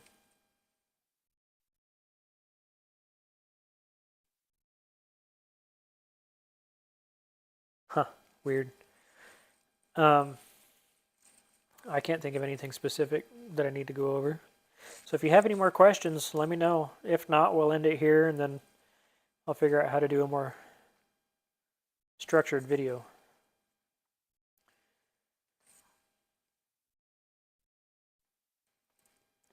Edge window. Yeah, that's the only thing that's open right now. I'm just sitting here BSing.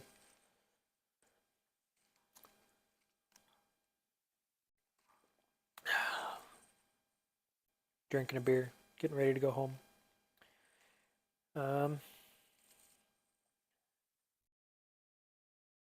Sounds good. It is good. Life is good. Good tip on the audio, by the way. Thank you. I'll have to remember that. Not at home. No, actually, I'm at my in-laws because I need to get a computer desk set up in my living room and figure out how to ventilate the space because it doesn't breathe. No, I wish I had a garage at home. I don't even have a paved driveway at home. You know how much that sucks?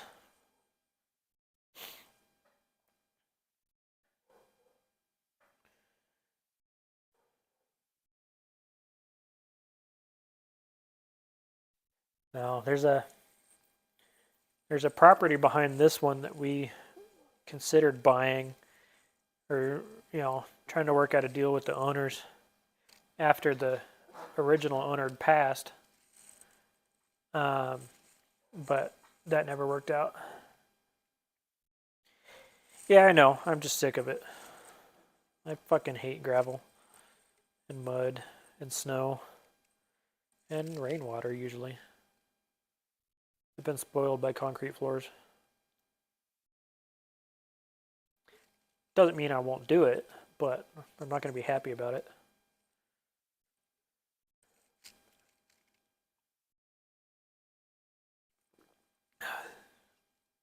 Keep a heavy-ish coat in my truck just for that, actually.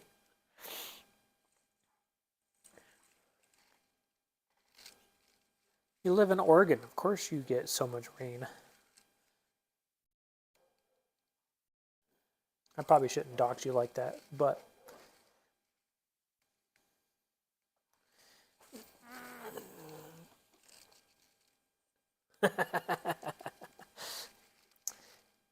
it would not be the first time I stopped in a random fast food restaurant's parking lot to do something.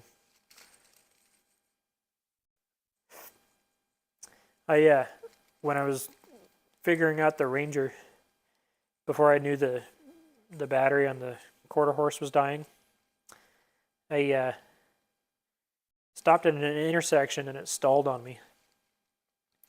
So I fired it back up and it was running like the tune was corrupted. So I hauled ass through the intersection as quickly as I could and had to sit in the middle of the road so I could re-upload my tune to get to work. Well, finally, I think it was like a week or two after that, I took the voltmeter to the battery on the quarter horse and realized it was dead. So I replaced the battery and everything was good from there. It all behaved just fine. Never had a corrupted tune again.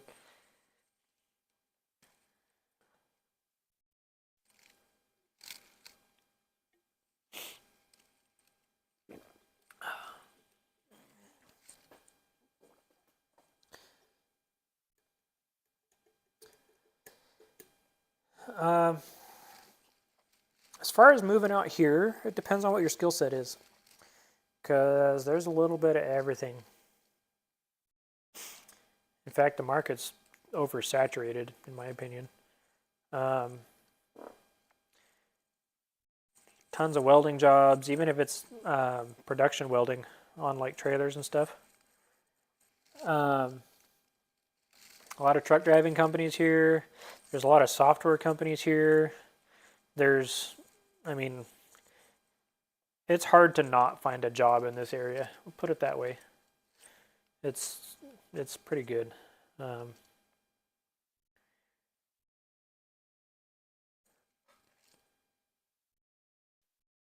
a quarter battery.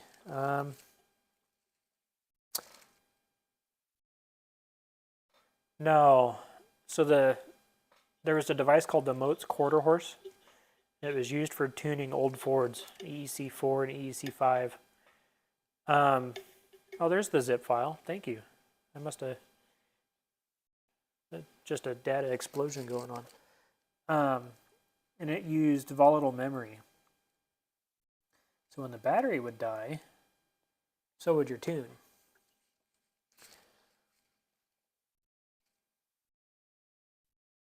And actually, Nate should measure the voltage on his, see if that's could be causing a problem. I think he has the newer style though with the supplementary board on it.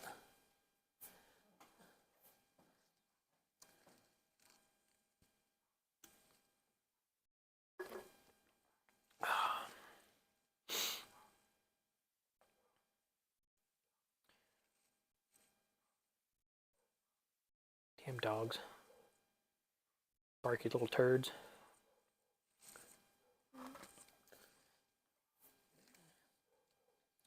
Battery is 3 volts, and that's good.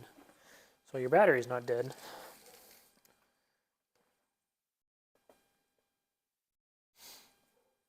Yeah, my wife keeps wanting to move to the coast, and I'm like, there's nothing out there. We can retire to the coast in 30 years, but also you're familiar with the quarter horse. That's good. You haven't outed yourself, so I don't know who you are.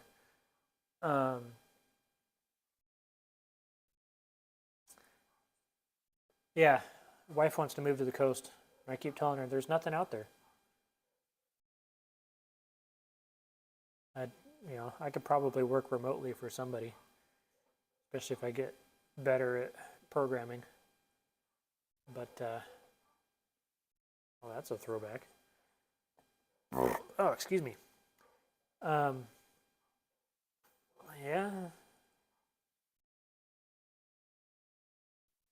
I'm surprised she's not marching in here yet, actually.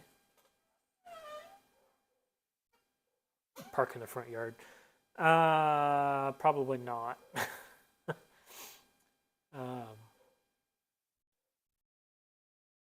I mean, if you had the money, the house below ours is coming up for rent here real soon. But the landlord's kind of a scumbag and the place is expensive. The housing market here is fucking nuts. You'd be better off buying an RV or, setting up one of your trucks as a camper.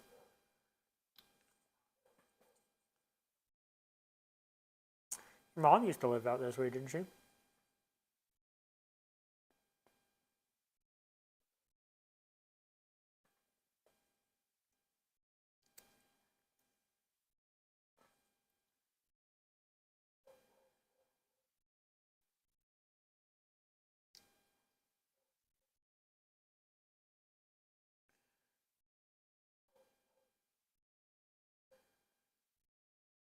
Kick me some furry butt. California. Gross.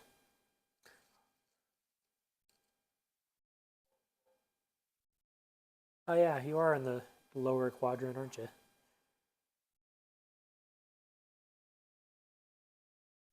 I have a friend in Rogue River. That place seems sad. It's the best way to put it.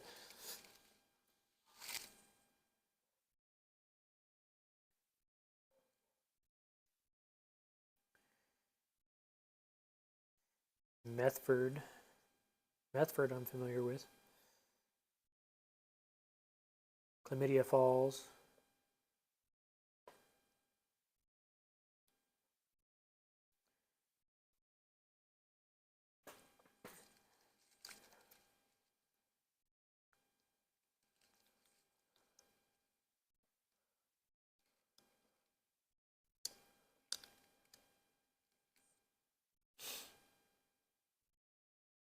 Yeah.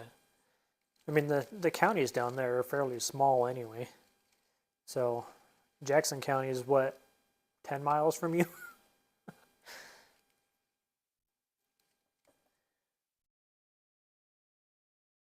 Yeah. I mean, you could live closer to Newport or Portland. All the fucking yuppies hang out.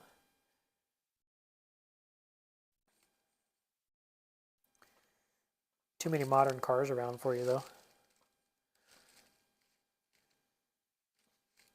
Stay busy as a tow truck driver, I'm sure.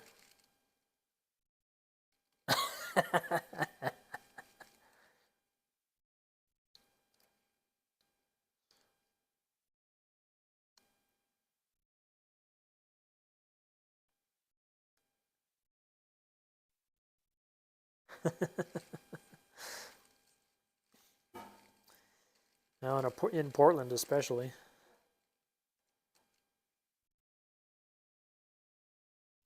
Might go see my grandparents in Florence sometime next year.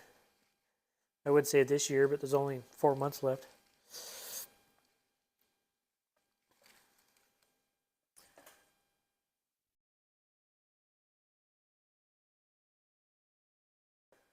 Well, it's 10 o'clock my time.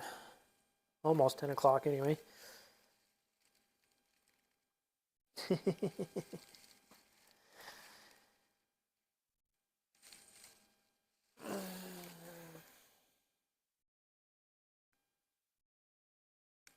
Yeah, Portland as a whole sucks. The only good thing in Portland is the OMSI and the zoo.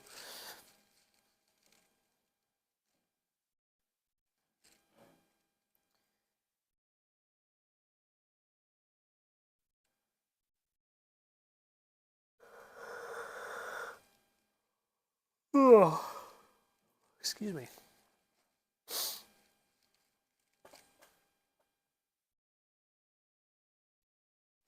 Yeah, I still don't know how you did that.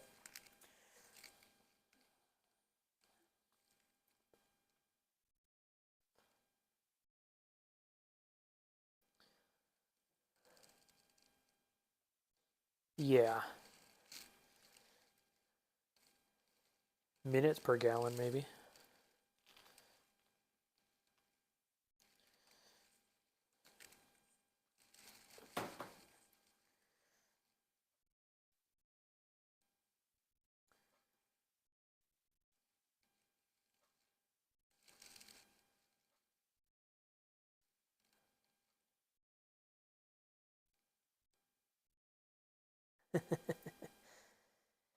Yeah, I think I'm going to call it here. Put my boots back on, go home, hang out with the wife, watch some TV, maybe grab a couple more drinks. Get drunk at home so I don't have to drive. They're here, actually. Like I said, I don't have a paved driveway. I hardly have a driveway. So the full size and the wife's car take up all of it, pretty much. So both Rangers are parked out here.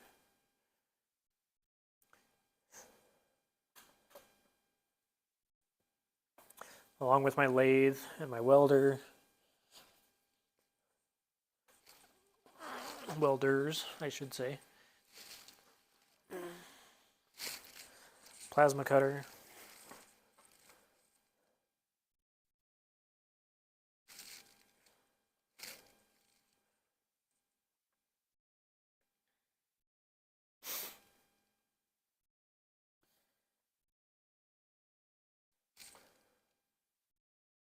Bad rust? Not really. Some of the farm trucks that come in at work have been fairly rusty, but it's usually because the farmer hasn't washed it and they're covered in mud. So the mud will cause rust. On the eastern side of the state, they use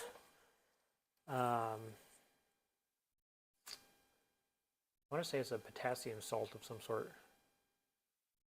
on the roads. Potassium chloride on the roads when it gets wet and icy. And the vehicles out there are rust. But the ones here in the southwest corner aren't too bad. I mean, you'll get like surface rust. But a lot of the frames are pretty solid still. Good sheet metal.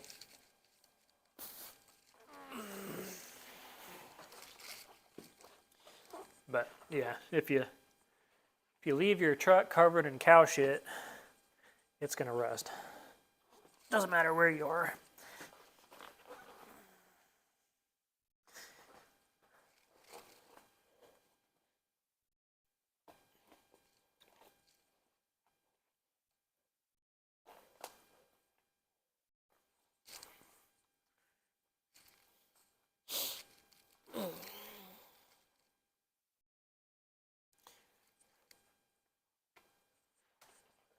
Been pretty happy with this microphone actually.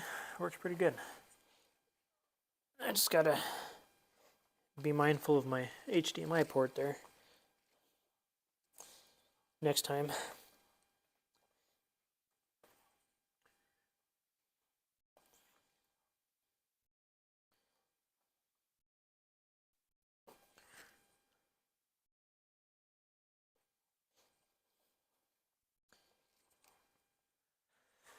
All right, well, we are 8 minutes to 10 o'clock. I think I'm gonna close it out officially here.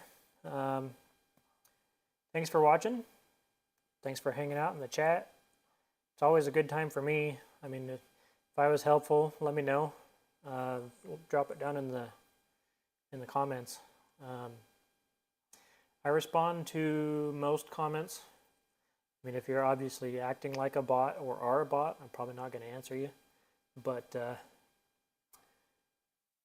check out the description on your way out. I've got links to PayPal, Patreon, Facebook, TikTok, Instagram, and my own website where you'll find the parts that I've designed and or printed and or machined or actually some of my wife's crochet as well. Subscribe if you're new to the channel. We're at 475, trying to hit 1,000. Be nice if we hit 1,000 before the end of the year, but I don't think it's going to happen.